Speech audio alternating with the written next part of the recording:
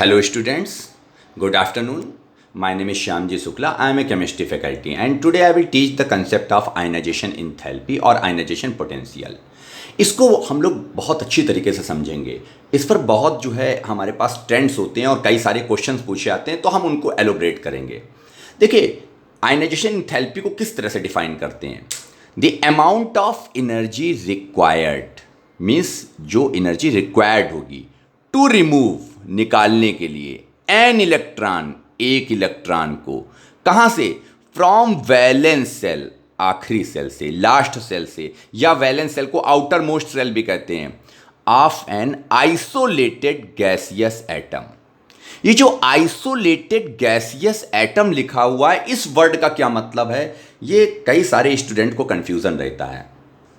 देखिए, isolated gaseous atom का मतलब क्या होता है.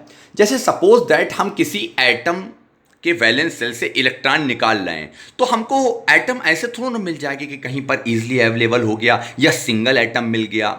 इसका मतलब है एटम कई सारे एटम के साथ जो है कंबाइंड फॉर्म में मिलेगा, यानी लैटिस के फॉर्म में मिलेगा, जुड़ा हुआ रहेगा. तो अगर हम उससे एक इलेक्ट्रॉन निकालने जाएंगे तो हमारे पास उससे जुड़े एटम का न्यूक्लियस उस इलेक्ट्रॉन को अट्रैक्ट कर रहा होगा और उससे जुड़ा हुआ जो एटम होगा उसका इलेक्ट्रॉन क्लाउड रिपेल भी कर रहा होगा. तो इसका मतलब है जब हम उस एटम के इलेक्ट्रॉन को बाहर निकालेंगे तो उस पर क्या हो रहा होगा, हमको ये नहीं पता चल पाएगा कि कितनी नेट हमारे पास एनर्जी रिक्वायर्ड हो रही है उस इलेक्ट्रॉन को रिमूव करने पर. क्यों? क्योंकि एडजेसेंट एटम, क्योंकि वो लैटिस के फॉर्म में है, इंडिविजुअल अकेला तो एटम है नहीं, तो बगल वाला जो एटम होगा उसका न्यूक्लियस भी अट्रैक्शन लगा रहा होगा. तो हमें यही नहीं पता चल पाएगा कि उस एटम से एक इलेक्ट्रॉन को बाहर निकालने पर एनर्जी लग कितनी रही है. तो हम लोग क्या करेंगे, हमारे पास उस एक एटम की बात करेंगे, उस एक एटम से इलेक्ट्रॉन निकालने के लिए और उसमें कितनी एनर्जी लग रही है उसका कैलकुलेशन करने के लिए उस एटम को उस लैटिस से, यानी जो हमारे पास कंबाइंड फॉर्म में उससे एक एटम को बाहर निकालना होगा. और जब वो वहां पर लैटिस स्ट्रक्चर है जो सॉलिड फेज में, उससे जब बाहर निकाल कर रखेंगे, एक एटम को अलग करेंगे, तो उसको बोलेंगे गैसियस फेज. अब उस हमारे पास लैटिस स्ट्रक्चर से वो एटम बाहर आ गया है.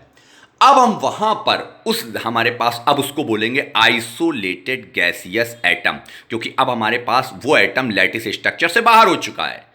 अब हम उस एटम के वैलेंस सेल से एक इलेक्ट्रॉन को रिमूव करेंगे और जो एनर्जी रिक्वायर्ड होगी, अब ये एनर्जी लग क्यों रही है, क्योंकि न्यूक्लियस जो है जिस पर पॉजिटिव चार्ज है वो उस इलेक्ट्रॉन को अपनी तरफ अट्रैक्ट कर रहा है, और वो इलेक्ट्रॉन को अट्रैक्ट कर रहा है तो हमें उस न्यूक्लियस के फोर्स ऑफ अट्रैक्शन से हटाना है. तो हमें एनर्जी सप्लाई करनी होगी, एनर्जी देनी होगी, तब जाके वहां से इलेक्ट्रॉन हटेगा, क्योंकि न्यूक्लियस जो है उस वैलेंस सेल के इलेक्ट्रॉन को अपनी तरफ खींच रहा है, अट्रैक्ट कर रहा है. अब जब इलेक्ट्रॉन न्यूक्लियस की तरफ खींच रहा है तो हम क्या करेंगे, एनर्जी देंगे और उस इलेक्ट्रॉन को बाहर निकालेंगे, क्योंकि हमें उस न्यूक्लियस के फोर्स ऑफ अट्रैक्शन का अपोज करना है, इसलिए हमें एनर्जी देनी पड़ रही है. इसलिए आयनाइजेशन इंथैल्पी का मतलब क्या हुआ, आप इस डेफिनेशन समझिए. आयोनाइजेशन इंथैल्पी, आयनाइज करने के लिए लगने वाली एनर्जी, यानी पोटेंशियल माने वर्क डन, कितना वर्क करना पड़ रहा है उस पर्टिकुलर हमारे पास इलेक्ट्रॉन को रिमूव करने के लिए.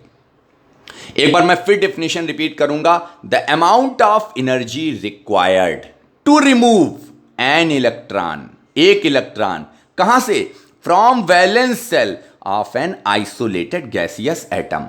आई होप आपको ये डेफिनेशन तो अच्छी तरीके से क्लियर हो गई होगी कि आयनाइजेशन इंथैल्पी, आयनाइजेशन पोटेंशियल का मतलब क्या होता है.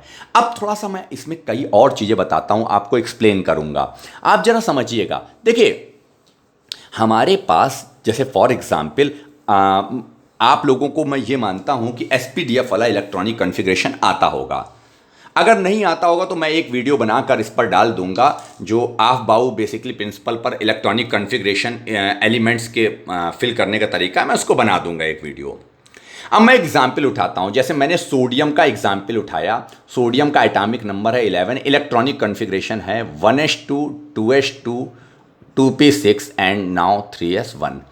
1s2 मीन्स फर्स्ट सेल, 1 लगा हुआ है, 2 माने सेकेंड सेल, 3 माने थर्ड सेल. वन का मतलब है के सेल या ये एल सेल और हमारे पास एम सेल।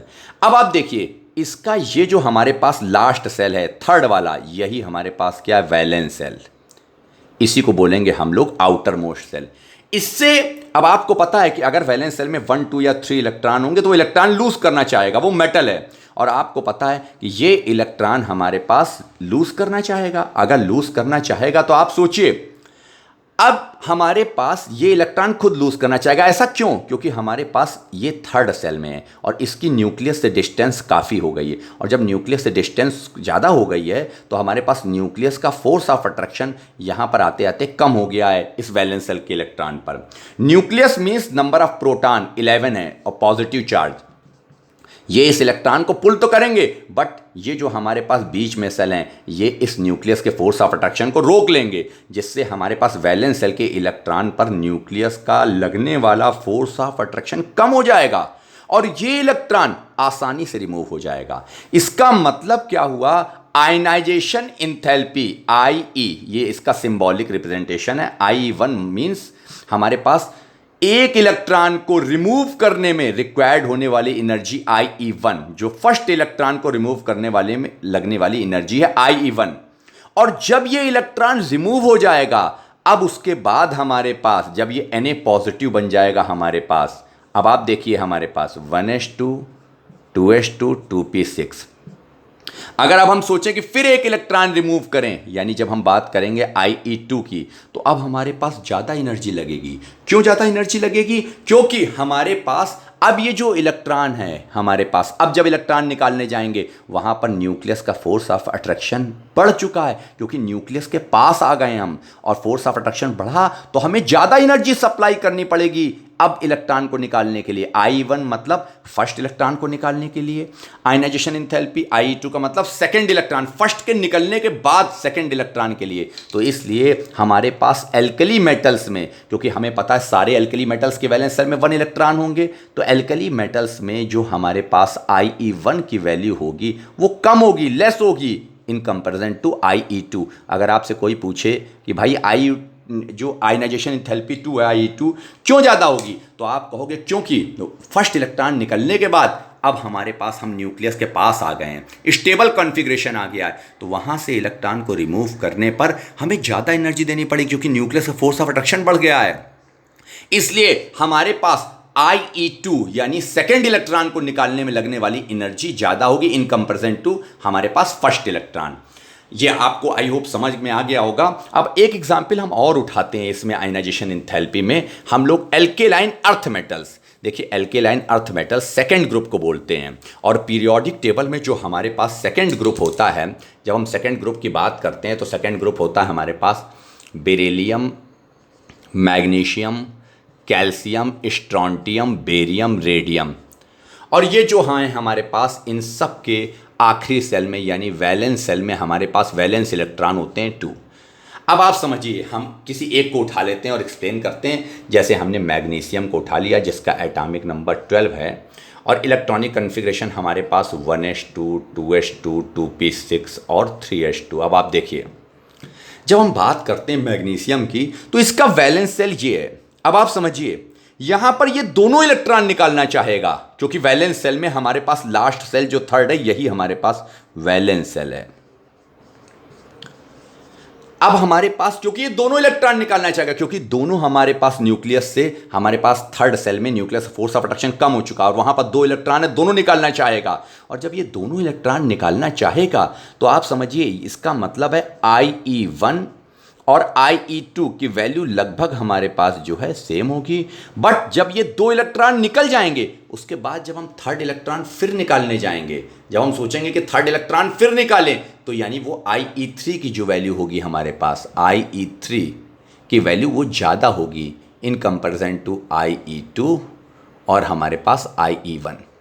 अब कई सारे स्टूडेंट के मन में क्वेश्चन आता है, सर मेरा एक क्वेश्चन है आपसे कि सर ये बताइए ये जो IE1 और IE2 को अगर हम कंपेयर करना चाहें तो वो हम कैसे कंपेयर करेंगे। तो आपको हम बहुत अच्छी तरीके से बताएं। देखिए आप ऐसे सोचिए हमारे पास यहां पर वैलेंस सेल में 2 इलेक्ट्रॉन हैं। तो जब हम इस वैलेंस सेल में 2 इलेक्ट्रॉन हैं तो हम इसके थोड़े कॉन्फ़िगरेशन को देखें, तो आप थोड़ा इसको देखिएगा, मैं यहां बना रहा हूं। जैसे ये मैग्नीशियम का हमारे पास प्रोटॉन है 12।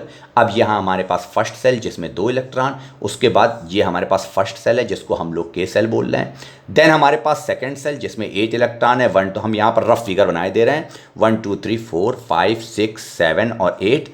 नाउ हमारे पास लास्ट वाले सेल में 2 इलेक्ट्रॉन है। अब आप देखिए, ये हमारे पास स्टूडेंट ने क्वेश्चन पूछा, मान लीजिए कि सर ये बताइए, आपने इस इलेक्ट्रॉन को, ये इलेक्ट्रॉन फर्स्ट और सेकंड, ये वैलेंस सेल में 2 इलेक्ट्रॉन हैं सर, इनमें भी कंपेयर करना हो तो कैसे? तो सोचिए, जब हमारे पास इस इलेक्ट्रॉन की बात करेंगे तो ये जो अंदर वाले सेल के और जो वैलेंस सेल के अंदर वाले सेल को पेनल्टीमेट सेल बोलते हैं। याद रखिएगा आप लोग, इस सेल को जो अंदर, ये वैलेंस सेल है, ये बाहर वाला सेल वैलेंस सेल है, इसको बोलते हैं हम लोग वैलेंस सेल, और ये हम लोग इस सेल को बोलते हैं पेनल्टीमेट सेल, यानी वैलेंस सेल के अंदर वाले सेल को। तो पेनल्टीमेट सेल में ये जो 8 इलेक्ट्रॉन है, ये 8 इलेक्ट्रॉन ये रिपल्सन लगा रहे होंगे सब में, इसमें भी लगा रहे होंगे और उसमें भी लगा रहे होंगे, और ये वाला इलेक्ट्रॉन भी इसमें भी रिपल्सन लगा रहा है, इसमें भी। अब आप सोचिए, यानी ये 8 इलेक्ट्रॉन इन दोनों पे लगा रहे हैं रिपल्सन, एज वेल एज ये सेकंड इलेक्ट्रॉन भी फर्स्ट पर रिपल्सन लगा रहा है, सेकंड भी फर्स्ट पर रिपल्सन लगा रहा है और फर्स्ट भी सेकंड पर। बट जब एक फर्स्ट इलेक्ट्रॉन, सोचिए आप, जब ये रिपल्सन लगाएगा तो ये आसानी से निकल जाएगा फर्स्ट इलेक्ट्रॉन, और जब ये फर्स्ट निकल जाएगा उसके बाद सेकंड में रिपल्सन कम हो गया। अब इसका रिपल्सन जो लगता था वो कम हो गया। सर रिपल्सन से क्या फायदा होगा? रिपल्सन से इस इलेक्ट्रॉन को निकालना आसान हो जाएगा। अगर रिपल्सन ज्यादा होगा तो निकालना आसान। अब पहले वाले पर अंदर वाले 8 इलेक्ट्रॉन और ये एक, यानी 9 इलेक्ट्रॉन रिपल्सन लगा रहे थे। बट अब ये जो हमारे पास सेकंड इलेक्ट्रॉन है, इस पर ये तो निकल गया, अब बाहर I1 बाहर निकल गया। अब बट सेकंड वाले में केवल यही 8 इलेक्ट्रॉन रिपल्सन लगा रहे हैं। इसका मतलब फर्स्ट वाले के कंपैरेटिवली सेकंड वाले में अब रिपल्सन कम हो गया। इसका मतलब निकलेगा तो ये इलेक्ट्रॉन भी आसानी से, बट इसके कंपैरिजन थोड़ा ज़्यादा एनर्जी लगेगी, उसके बाद ये निकल जाएगा। और जब आपको पता है कि ये भी निकल जाएगा, अब हमारे पास अगर इनमें से किसी इलेक्ट्रॉन को निकालना है तो इन पर जो है ये 7 इलेक्ट्रॉन रिपल्सन लगाएंगे हमारे पास, और अब हमारे पास न्यूक्लियस के पास पहुंच रहे हैं, फोर्स ऑफ अट्रैक्शन बढ़ जाएगा, तो अब इस इलेक्ट्रॉन को निकालना धीरे धीरे टफ होगा। तो यानी फर्स्ट और सेकंड के कंपैरिजन में जब हम इस थर्ड इलेक्ट्रॉन को यहाँ निकालने जाएंगे तो अब हमें और एनर्जी हमारे पास रिक्वायर्ड होगी। आई होप आपको आयनाइजेशन एंथैल्पी का ये कंसेप्ट क्लियर हो गया होगा। अब इस पर हम कुछ एक्सेप्शंस हैं वो डिस्कस करेंगे उसके। Okay, thank you very much.